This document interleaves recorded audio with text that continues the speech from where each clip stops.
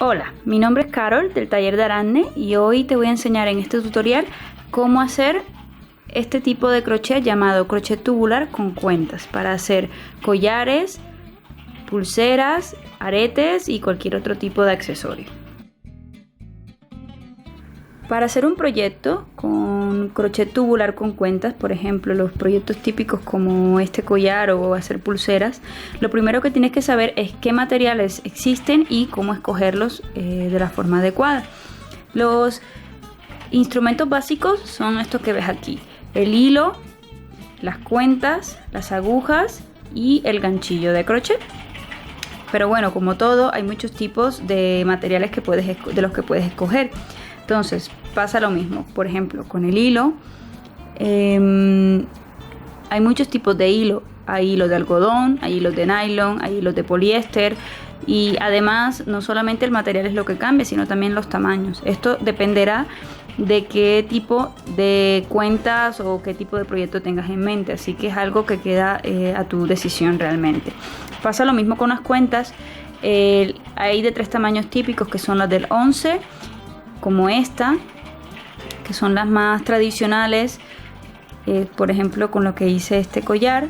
Están las del 8, que son intermedias, y luego están las del 6, que son unas que no son tan tradicionales, que son mucho más grandes. La diferencia entre unas cuentas del 6, y una cuenta del 11 es bastante. Y finalmente las agujas, que también dependerá del tamaño del hilo que vayas a utilizar. Si vas a intentar enhebrar cuentas del 11, es muy útil comprar o encontrar una aguja que se llaman agujas de enfilar o de enhebrar, que a primera vista parecen lo mismo que una aguja regular, pero se abren por el centro, por la mitad, para permitir meter la hebra y hacer más fácil meter las cuentas y que pasen directamente al hilo. Eso es algo que te puede ahorrar bastante tiempo. Y bueno, finalmente el ganchillo.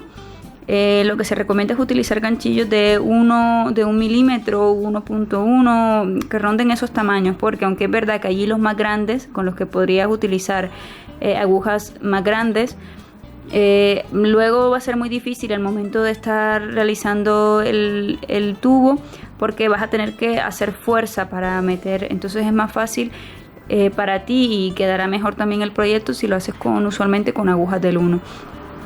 Por supuesto, si estás haciendo un proyecto con cuentas muchísimo más grandes, pues también tendrás que adaptarlo a eso.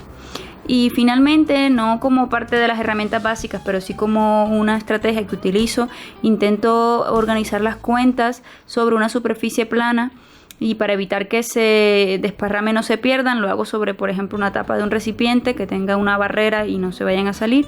Esto hace más fácil ir utilizando las agujas para ir enhebrando así, y es mucho más fácil que utilizarlo en esto. Bueno, esto ha sido todo por este video. Si te ha gustado esta introducción, no olvides suscribirte para poder ver el resto de videos de la serie. Al final de todo podrás aprender a hacer este tipo de proyectos.